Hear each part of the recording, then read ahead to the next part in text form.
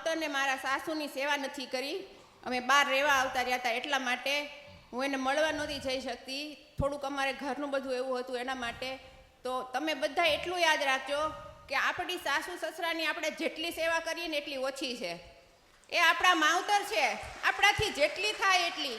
આપણું શરીર પોતાનું ઘસીને આપણા પ્રાણ દઈને પણ એમને રાજી રાખવા એ આપણી ફરજ છે. આજે મને છેલ્લા 10 દિવસથી બહુ પસ્તાવો થાય છે.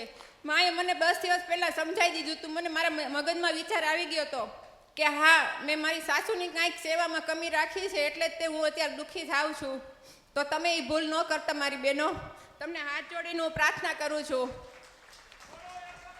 માં જીવતી હોય ને ત્યારે કોઈ એને 500 રૂપિયાની સાડી પહેરાવતું નથી માં. અરે માં મરી જાય પછી 5000 રૂપિયાનું દાન કરવા જાવ છો, તમારા અવતારમાં ખોટ પડ્યો એમ કહું છો. માં એની પાછળ તમે પુનારત કરો છો. હા માં.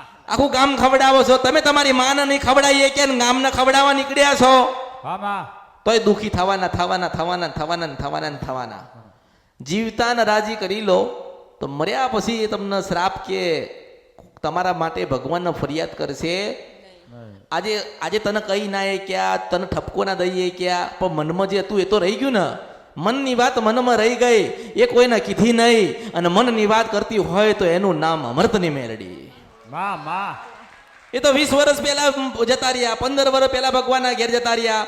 પણ શંકર ભગવાને મને કીધું છે અને એ ભગવાને લખેલું છે, ગાયા વગર કળિયુગમાં જતી રહું તો મારું નામ મેલડી નહીં. હા માં.